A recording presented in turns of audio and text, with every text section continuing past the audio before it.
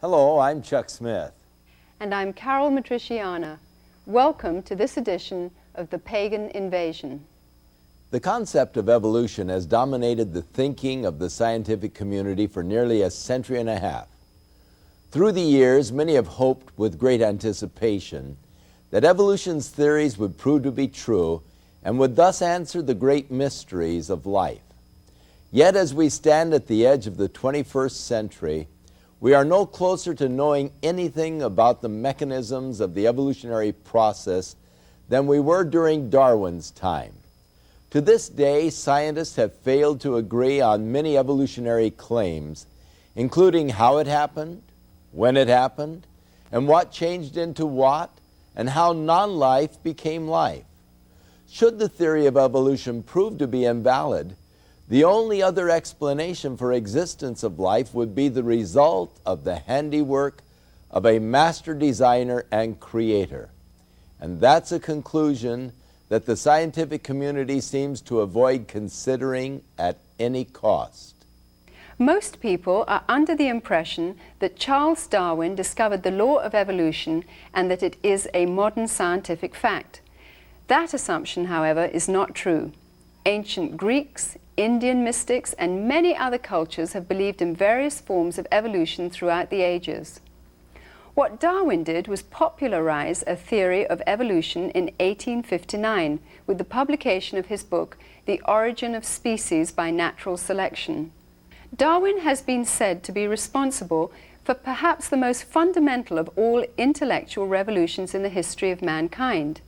Yet in his book, he doesn't give any scientific evidences for evolution, cites no examples of new species resulting from natural selection, produces no examples of transitional forms, and documents no evolutionary mechanisms. Darwin was not the brilliant scientist most would think him to be, but a theologian, and surprisingly a Freemason. In fact, his only formal training was in theology at Cambridge University in England. Today, prominent evolutionary scientists continue to attack and contradict their own hypothesis, which should be a warning to us of its weakness as a scientific theory. Yet this crisis doesn't appear to daunt or discourage its promotion. Public institutions such as museums, libraries, high schools, and universities continue to propagate evolution as though the scientific community has agreed on evolution as being fact. During the course of this program, we will be talking to leading scientists from around the world. We will evaluate their claims and examine the evidence. Does evolution really provide the answer to our existence? Or could it be the hoax of the century?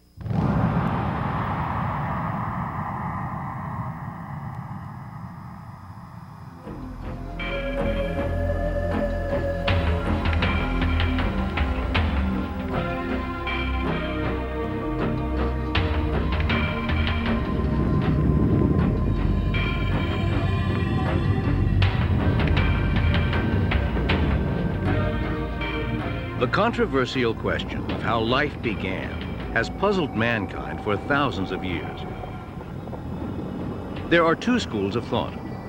One idea is that God is the master of nature, the creator and ruler of the universe, who designed each kind of life on Earth with deliberate intention. This concept is known as creation science, or abrupt appearance. An opposing view, which is predominant in today's society and scientific community, is known as evolution. It teaches that non-living matter unintentionally changed into life and developed with time. Single-celled forms progressed into more complex multi-celled forms, resulting in the ultimate development of man. The principles of evolution influence every aspect of our society. Around the world, prestigious museums display evolutionary perspectives. National parks and historical sites have become showcases for evolutionary information. Science magazines, geography and natural history publications, children's books, and TV specials present evolution to the public as fact. Many of today's most popular films, amusement parks, and even breakfast cereals promote evolutionary concepts to eager audiences. Textbooks that develop evolutionary theories are compulsory reading for public high school, college, and university students. Evolution has become the foundation for most scientific disciplines, including paleontology, geology, biology, and astronomy. The aim of many scientists is to eliminate supernatural explanations and provide naturalistic answers. Consequently, many must reject God's supernatural intervention in a miraculous creation.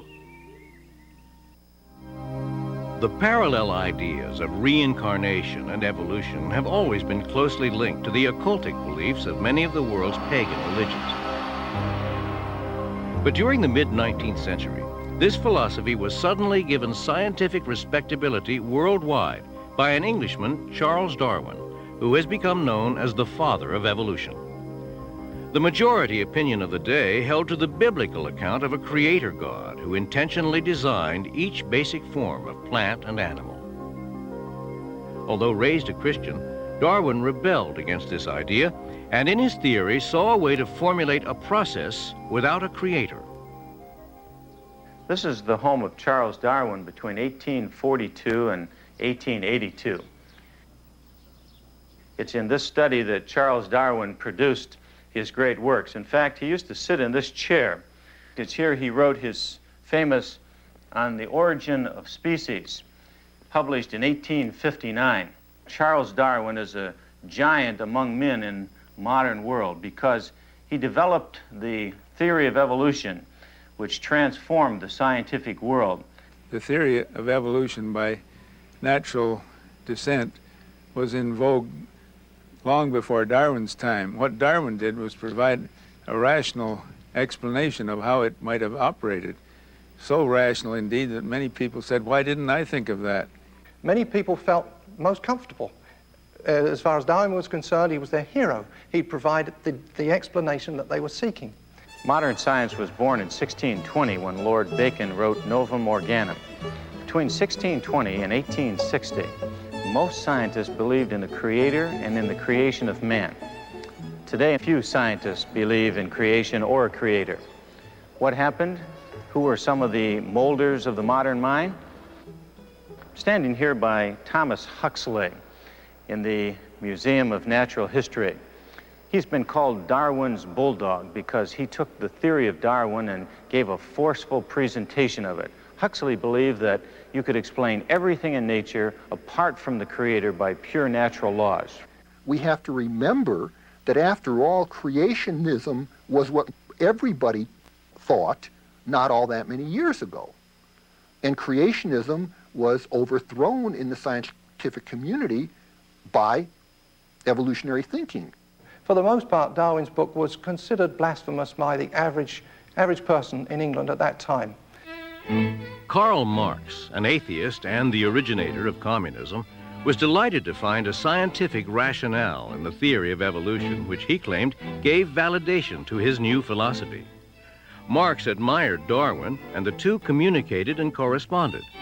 In appreciation, Marx even attempted to dedicate his greatest atheistic work, Das Kapital, to Darwin.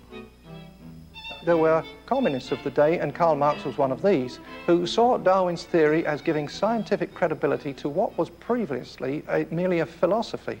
The philosophy of socialism, the philosophy of communism, it all became scientific and credible with Darwin's theory. The people who have devised the concept of evolution, starting with Charles Darwin himself, and even before him, have come up with a concept that starts with a vacuum. And then there was an explosion in that vacuum called the Big Bang that created the Milky Way galaxy with up to 200 billion stars, all circulating in intricate precision. The result of that explosion, and it gets all the way up to man without God getting into the act anywhere along the line. That is really the way it is taught in all of our public schools today. Darwin's whole purpose was to explain all of life without design and purpose, without the need for a creator, by purely mechanistic or natural processes. Luther Sunderland, former aerospace engineer and author of the book Darwin's Enigma. Now, what is this materialistic or natural explanation for evolution? It says that on the early Earth in a soupy ocean, some chemicals got together and formed spontaneously the first living cell.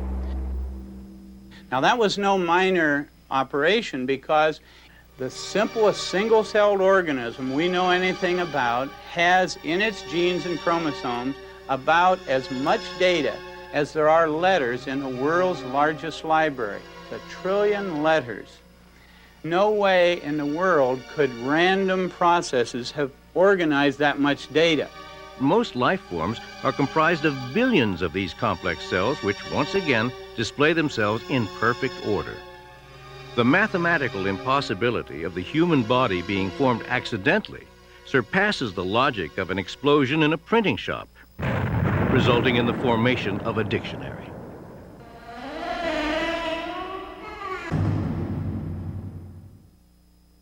Appearing in the film The Evolution Conspiracy is Dr. John Morris, who is head of geological studies for the Institute for Creation Research in San Diego, California. I spoke with Dr. Morris and asked him to explain the differences between creation and evolution and to describe how recent scientific discoveries had affected both these theories. Evolution is the idea that all of the life forms that we see living today and that we see recorded in the fossil record have all come from a common ancestor. The idea is that some 4 or so billion years ago, a single-cell organism came into existence from non-living chemicals. It was spontaneous generation. It just became alive from non-living material. And then through a process of modification over the years, through mutation, natural selection, genetic drift, whatever, it has evolved. It has changed, altered into the various forms of life that we see today. That's the basic concept of evolution, that all of life has come from a common ancestor. The idea about creation, however, is the opposite to that, that each basic category of plant or animal has come directly by a creative act, that it did not descend from an ancestor that was different from itself. Dogs have always been dogs. People have always been people. People did not come from a non-human ancestor. The other idea about creation is that once this category was created, it was created with the genetic makeup, the DNA code that was designed so that their descendants would always produce that category. It would not evolve, as it were, into something else. The creation model, with its concept of categories of animals appearing abruptly, is sometimes called the abrupt appearance model. The idea that things got here abruptly without having descended from a different sort of thing. And then stasis is the idea that it's been stationary since it's got here. It doesn't go anywhere. It doesn't change in anything else. Both these views seem in such opposition to each other. How can scientists have such differing views of the origins of life? That's a very good question, and I think this is really the bottom line question. It's important to understand that both creationists and evolutionists have the same evidence to study. We have the same rocks, the same fossils, the same living systems. Everything is the same, but yet our interpretations are so dramatically different. A lot of times non-scientists say, how can scientists who are supposed to be open-minded and non-biased, how can they come to such dramatically different interpretations of the evidence? We've got to dispel that common notion that scientists are unbiased. Scientists are some of the most biased people you'll ever meet. In fact, it's impossible not to be biased. It's not a matter of whether or not you're biased. It's what bias are you biased with. My contention is that the creation bias is a better bias with which to study the evidence. The fossils, which have long been thought to be the proof of evolution, are now recognized by almost everybody, evolutionists included, to be at best an embarrassment to evolution, because what the fossil record shows, and all the leading evolutionists will tell you this very same thing, that the fossil record shows that things appeared abruptly. That's the way they say it, that they got here abruptly. Now they're talking maybe a rapid evolution, but they say the fossil record is characterized by abrupt appearance and stasis. But that's the definition of creation. Evolutionists have to say, well, a small isolated group evolved so rapidly that it left no transitional fossils between these basic categories of animals. And we say, how do you know it happened at all? Over 1,000 species a year are becoming extinct. That comes down to 3 a day. Is there any compensation for this within the evolutionary theory? Actually, one of the basic predictions of the evolution model is that new species will be coming into existence, all along the time.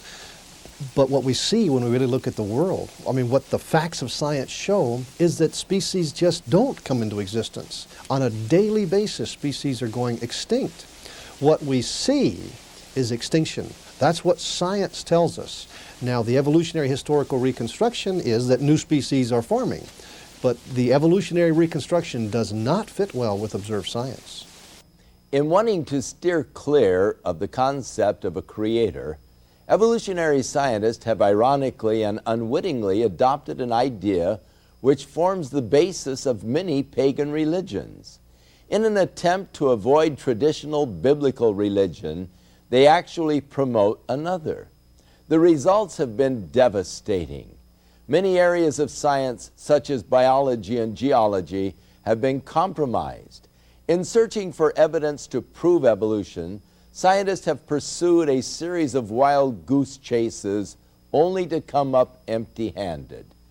Perhaps the biggest waste of time has been the search for the missing links in the fossil record, which to this day are still missing. Let's take a look at the progress made by evolutionary scientists thus far.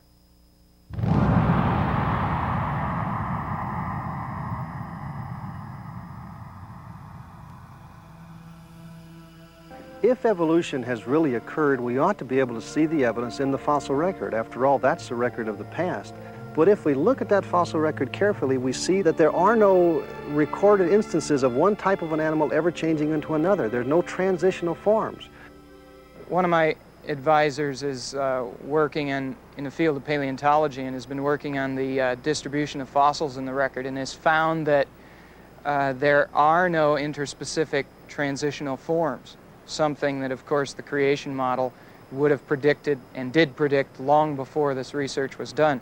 We ought to see cats, and we ought to see dogs, and we ought to see cogs and dats. We ought to see them in between. We ought not to be able to divide them like we are now. But that doesn't usually stop my evolutionary colleagues. They will make the statements over and over again that the fossil record is replete with these transitional forms.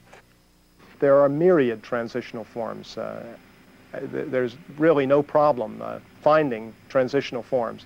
It's completely false to say that there's a lacking of transitional forms. We have plenty of them, more than sometimes we can cope with.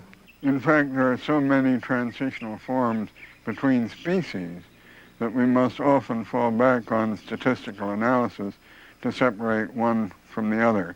So the claim that there are no intermediates is simply a false claim. During their interviews, several of these prominent scientists contradicted themselves, admitting that no transitional forms had been found, and proceeded to offer excuses for the lack of evidence. And the problem of transitional forms is one that all honest paleontologists have a problem with. The geologic record is incomplete. It's incomplete because of erosion that has eroded things away. One of the things that also makes it a little more difficult in the fossil record is the rapidity with which evolution acts in very short bursts. It doesn't leave many transitional forms behind. Let's go to the British Museum of Natural History, to the man who wrote the book there on evolution, Dr. Colin Patterson. I wrote to Dr. Patterson and asked him why he didn't put a single picture of an intermediate form or a connecting link in his book on evolution. Dr. Patterson now, who has 7 million fossils in his museum, said the following when he answered my letter, quote, "I fully agree with your comments on the lack of direct illustration of evolutionary transitions in my book. If I knew of any, fossil or living, I certainly would have included them," unquote. Later he said, "I will lay it on the line. There is not one such fossil for which one might make a watertight argument." Because no fossil records exist to confirm evolutionary assumptions, dubious artworks are relied upon and exhibited as fact. Misleading artistic interpretations depict fish magically growing legs and changing into amphibians, extinct deer-like creatures mysteriously turning into horses, and monkeys becoming humans. Where non-existent transitional skeletons are needed to prove a point, skilled craftsmen substitute plastic and wooden models. I'm very concerned about the way our museums present evolution as though it were a proven fact. And actually, false information is being presented. You see, since the museums don't have the transitional forms, they have to make them up out of thin air. The November 1980 edition of Science Digest shows a drawing of a whale with legs as an evolutionary link between whales and cows. But the only fossil evidence for this mythological transition is a skull and several teeth, no leg bones. Niles Eldridge at the American Museum said, "You're only limited by the credulity of your audience and your own imagination in making up these stories of what changed into what and what the intermediate forms were."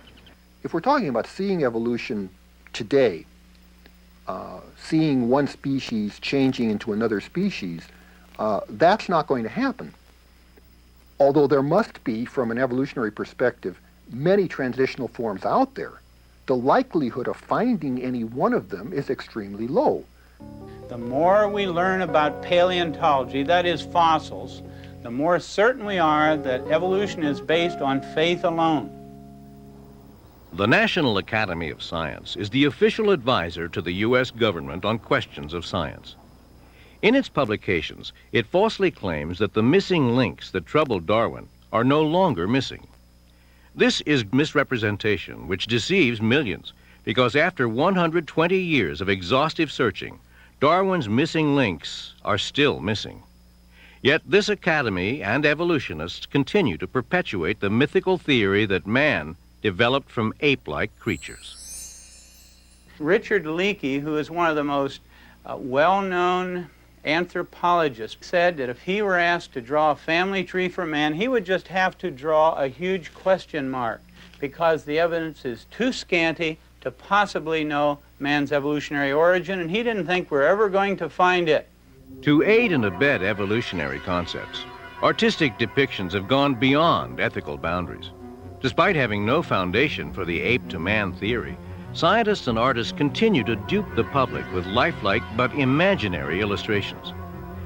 These artists vainly entertain natural progressions of apes to humans and presume their hair color, skin tones, and even facial expressions from no more than a tooth, a piece of bone, or even no evidence at all. National Geographic magazine, which doesn't attempt to hide its evolutionary bias, admits that these fossilized footprints are identical to human footprints. Yet artists take the liberty to accommodate evolutionary theory and illustrate ape-like features to fit ape-like creatures, all because biased dating processes insist that these footprints were found in rock layers said to exist before humans. Now, today we have evolutionists who would like us to believe there is solid evidence for evolution. Before the public, they generally create the impression that the evidence is just like solid gold, that man has evolved from some ape-like creature. Dr. Donald Johanson, director of the Institute of Human Origins, discovered Lucy, an alleged ape-to-man missing link. The human family and the ape family diverged and went on their own individual and separate evolutionary trajectories.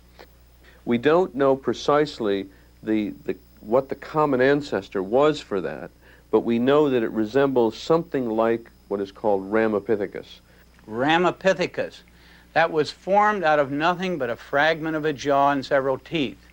And for many, many years, Ramapithecus was held up as our ape-like ancestor. But now Dr. Pilbeam at the Yale Harvard Peabody Museum, when I interviewed him, he said, "We have found about 40 of these creatures now, some of them fairly complete, and they are not on the direct line to becoming man at all. They're more like an orangutan."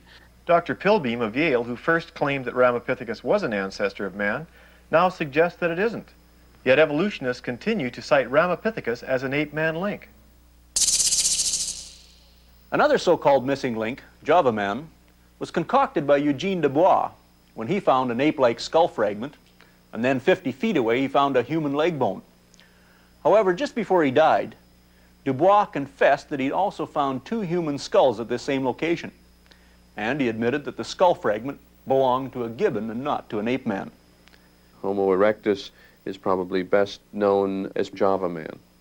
And it was at this stage in human evolution that they began to make and use these large triangular hand axes, brains expanded over 1,000 cc's, body proportions similar to ours evolved, and we were firmly on the road to later hominids, including modern humans. This hoax is still accepted by evolutionists today, and it's presented to the public as a true missing link.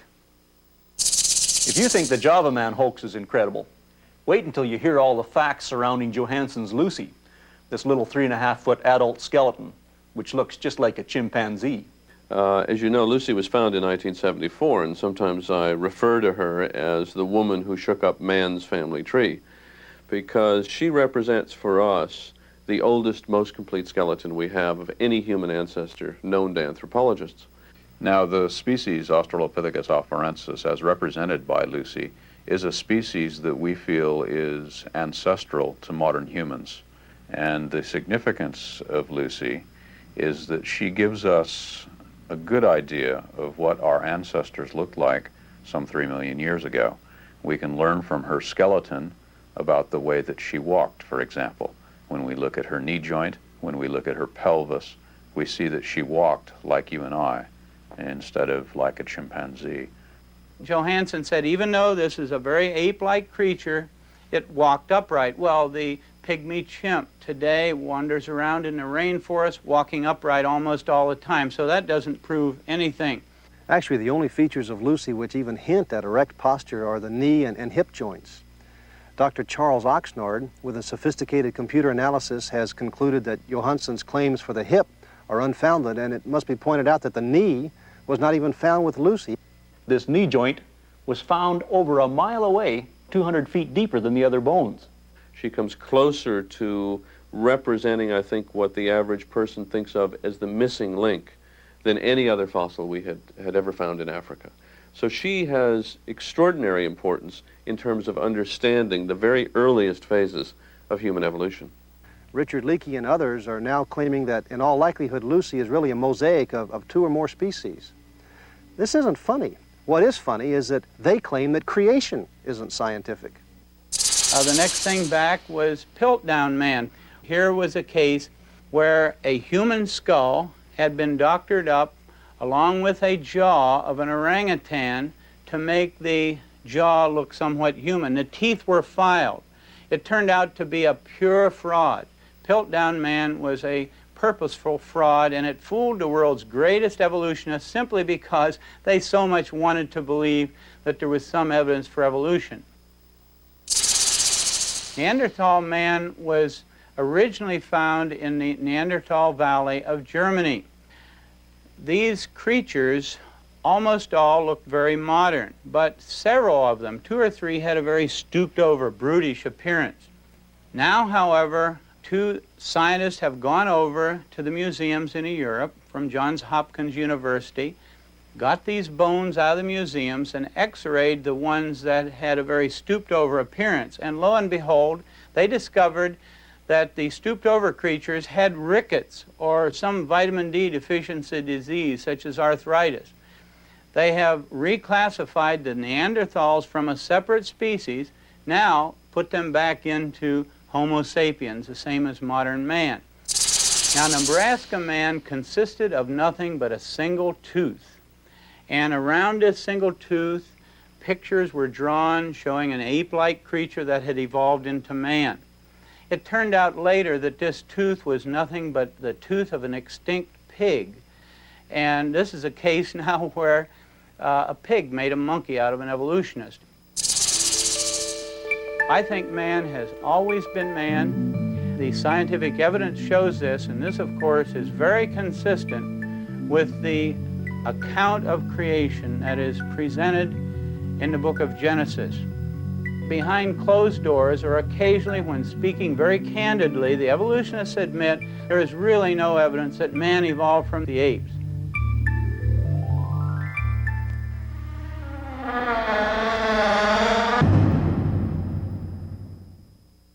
Artworks in museums and textbooks show the nature of evolution. What is the truth behind these artworks?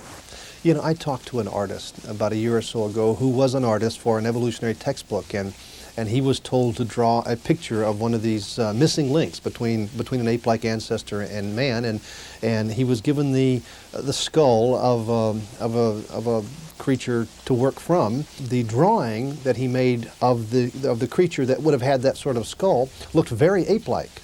And when he showed it to the authors, they said, "Oh no, that'll never do. You must make it look more human." So he went back and drew it again and made it look more human. They said, "Oh no, that's still not good enough. You have to make it look clearly, nearly man-like."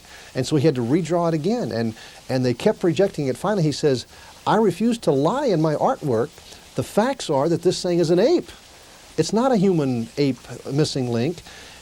Many times I think that artistic license and imagination substitutes for good science among my evolutionary colleagues. How has evolution managed to become so pervasive in our society? I'm convinced the reason most people believe in evolution is because most people believe in evolution. The facts of science never did particularly point to evolution. Particularly now the fossil record, the record of life in the past, just doesn't give any clue that any basic category of animal has ever changed into another basic category. But we're all taught it. We're taught it from day one in schools, and we're also taught that if you don't believe in evolution, you're an ignorant person, a fundamentalist or something. But in reality, the evidence just doesn't fit and never has fit evolution very well. And many evolutionists now are abandoning evolution. They're looking for some other explanation of the origin of things.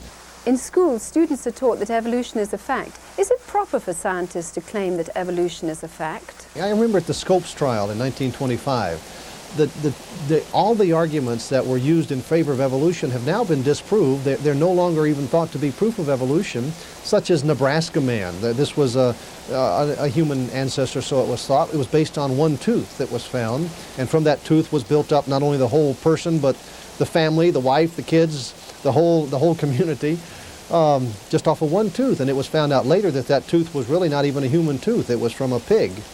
Our Piltdown man was another one that was used as proof, and now we know that Piltdown was a fraud. Well, those things were taught as fact, and people believed evolution because of the proof that was given.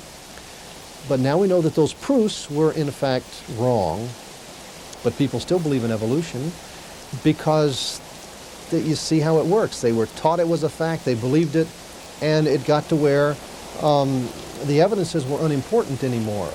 I'm convinced that this is so destructive to the minds of our students. They're not taught how to think. They're not taught how to evaluate evidence. They're only taught to remember what you've been taught, and then if it changes, you remember the new stuff. You see how it works.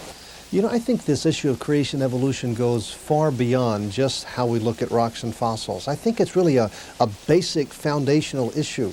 You see, if we are created by a God who designed us to operate in a certain fashion, that means that God has the authority to set the rules on our behavior and the authority to set the rules for violating that behavior.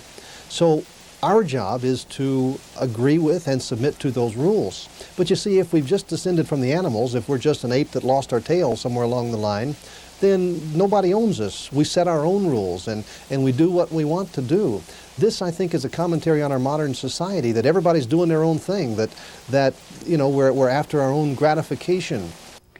Charles Darwin himself warned that unless transitional forms could be found in the fossil record, the theory of evolution was worthless speculation. Today's adherents to evolution have failed to heed this warning and continue to hold to a belief in evolution despite the complete lack of evidence.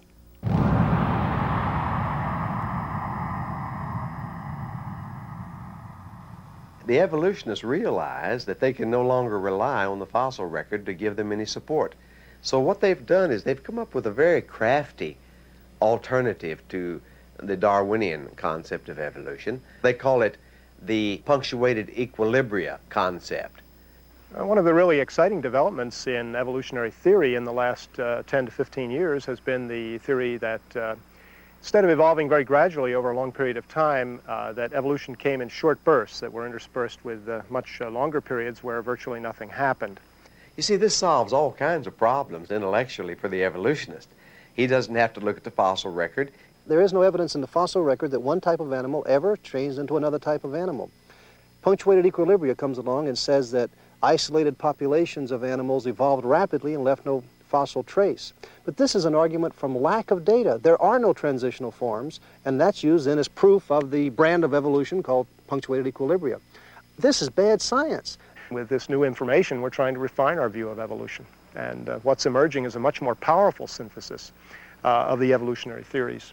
I'm convinced that the idea of punctuated equilibria is really a desperate attempt to salvage evolutionary theory. Punctuated equilibrium, while attempting to explain the lack of intermediate forms between neighboring species, neglects to address the real issue that asks why there are no transitions between major categories of life forms.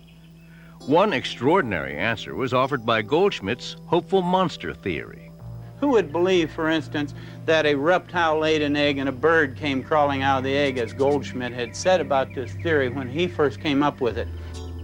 We are literally going back to the very foundations of evolutionary principles and reevaluating once again the mechanisms whereby evolution takes place. Unfortunately, I think a number of those outside the scientific fields that deal with evolution interpret this as a casting doubt on the very, what I would call the fact of evolution. What it does say to us is that the evolutionists are running scared. It seems like almost every new development in science is converging to destroy evolution. Whether we're talking about new discoveries in astronomy or in paleontology or biology, this is true. I just realized finally, after studying all this material and thinking this thing through, that the evidence, the scientific evidence for creation, is a lot stronger than the scientific evidence for evolution. In the last decade, most of the basic pillars upon which evolution has stood have collapsed, and the theory is in chaos. Now, unfortunately, at this time, the evolutionists are crying louder than ever before that evolution is a fact. Well, it's my personal view that evolution is a dead certain fact. Evolution. There is no question that it happened. The geological record cannot be explained in any other way than through the evolutionary process. Many times you'll hear the statement that evolution is a fact, but a scientist should know better than to make a statement like that. If evolution has ever occurred, it was not observed, and therefore it's outside the realm of science. It's inaccessible to scientists and the scientific method. Many of my evolutionary colleagues are coming up with rather bizarre theories. It seems that they recognize that evolution doesn't make good sense scientifically, and so they're forced to come up with these incredible imaginary ideas. For instance, some now recognize that the spontaneous generation of life from non-life is scientifically impossible. So what do? Do they attribute it to a creator? No, they claim that life came from outer space. Well, they can believe that if they want to, but they shouldn't call it science, and they shouldn't teach it in schools as if it were science. Evolution is simply a matter of making up stories in place of the actual scientific data. Science used to be the search for truth. Now it seems it's deteriorated into the search for a believable story. The scientist who can make up the most plausible sounding story and can get it printed or get the media to tell about it, he is the one that becomes famous. I can say that as a scientist I see zero evidence that evolution has occurred or that any is going on today. One scientist I spoke with said that even if evolution is not true, there's no way it could ever be retracted because it had gone too far. Millions of textbooks would have to be reprinted, and museums all over the world would have to tear down their exhibits. Society would never trust science again.